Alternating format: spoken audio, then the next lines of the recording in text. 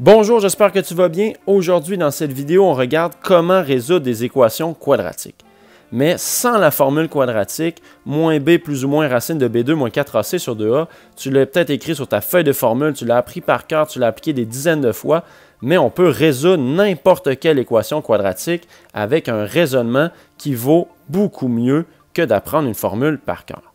C'est un raisonnement qui a été repopularisé par deux personnes, deux mathématiciens très calés, Paul Shenlow, qui est l'entraîneur, entre autres, le coach de l'équipe d'Olympiade de mathématiques des États-Unis et qui est également professeur à l'université Carnegie Mellon à Pittsburgh.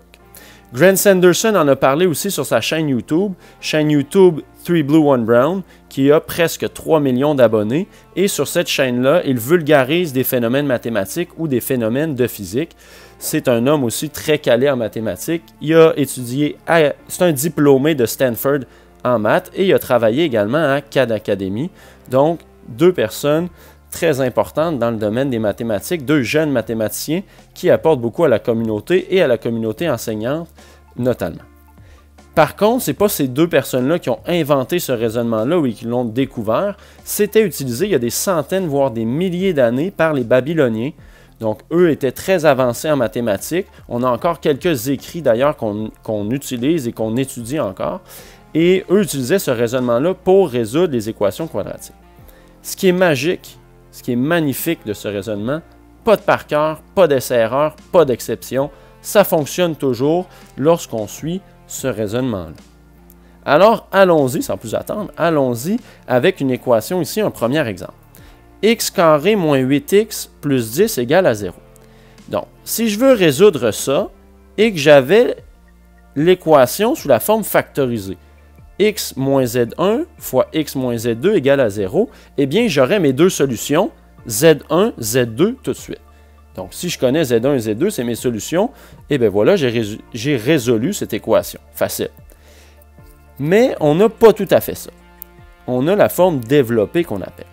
Donc, je vais développer ça ici. Ça me fait quoi quand je fais la multiplication?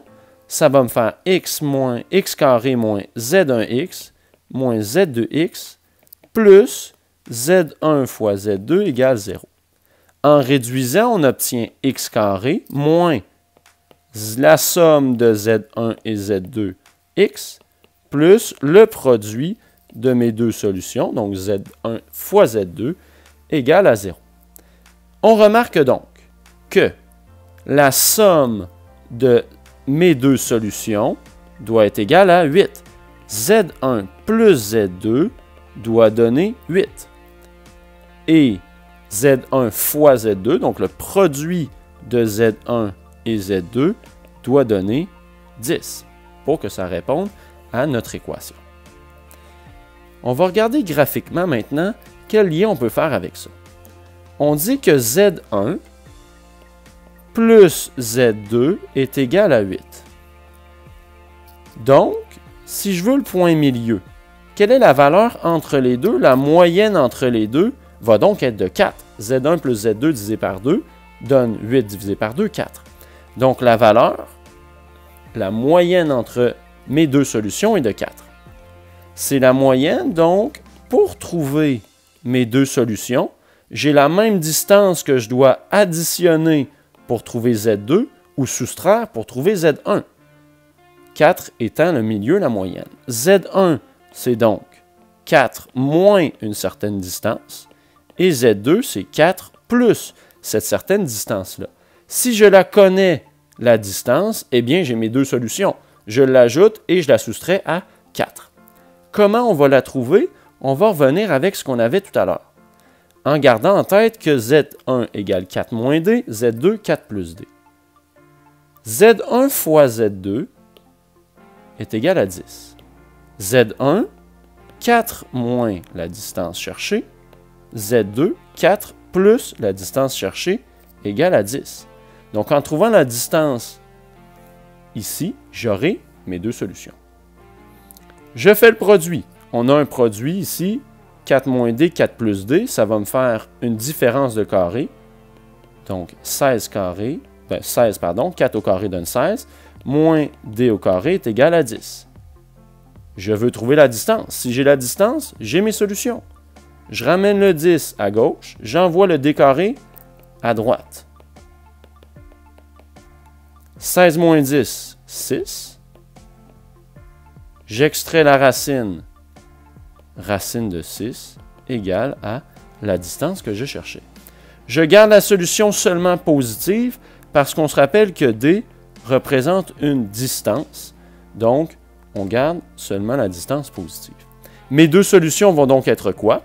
Mes deux solutions, 4 moins D, 4 plus D.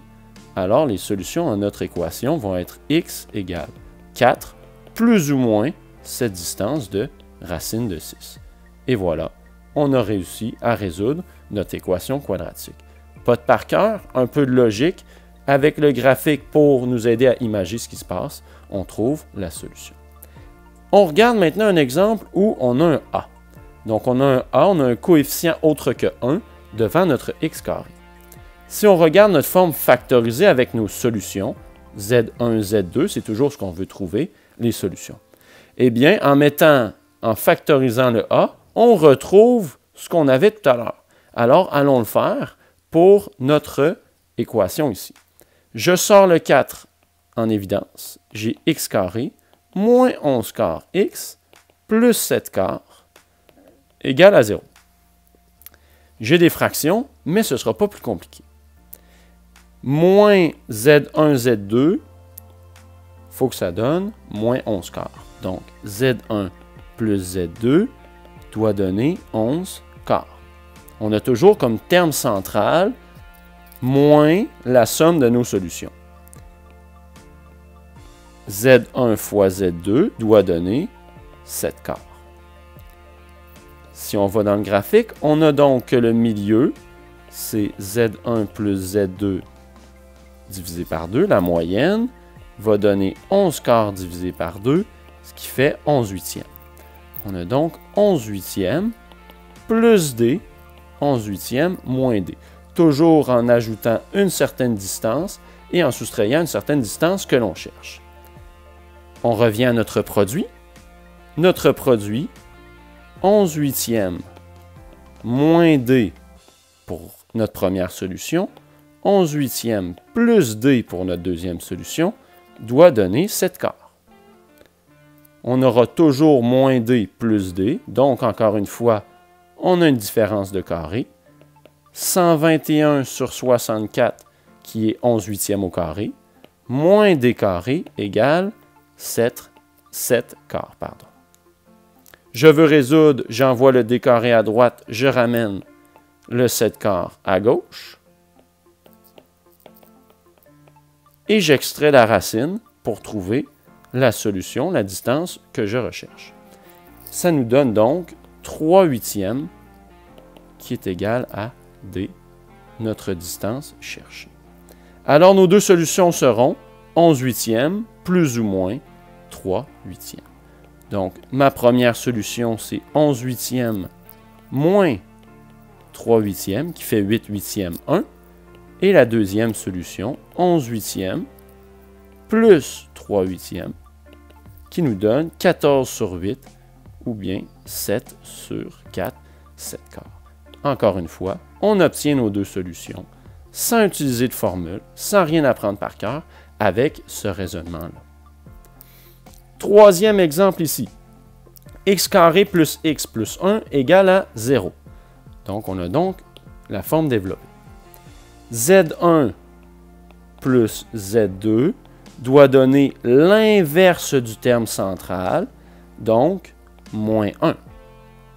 C'est comme si mon terme central, c'était moins 1, ou la somme de Z1 et de Z2 donne moins 1. Z1 fois Z2, le produit de mes deux solutions, doit donner 1, qui est le troisième terme du membre de gauche de mon équation. Alors, Z1 plus Z2, la moyenne va donc donner moins 1 demi. Alors, la moyenne sera de moins 1 demi plus une distance, moins une distance. Moins 1 demi moins une certaine distance, moins 1 demi plus une certaine distance doit donner 1, si je suis mon produit. Encore une fois, on obtient une différence de carré en faisant cette multiplication. Donc, moins 1/2 au carré nous fait 1/4. Moins d carré est égal à 1. Je ramène à gauche le 1. Moins 1 égale à d carré. Moins 3/4 est donc égal à d carré. Lorsque j'extrais la racine carrée, on n'a aucune solution. Donc, dans les réels, ici, racine de moins 3/4 n'a pas de solution. Il n'y a pas de distance possible à partir du moins 1/2. Ça veut donc dire qu'on n'a aucune solution dans les réels. Les solutions seront des nombres complexes. Donc, on a vu ici un exemple où, en partant de notre équation, on trouve qu'il y a une racine d'un négatif. Donc, pour avoir la solution, on a une racine d'un négatif, aucune solution dans les réels. Ça fonctionne également pour les équations qui n'ont pas de solution.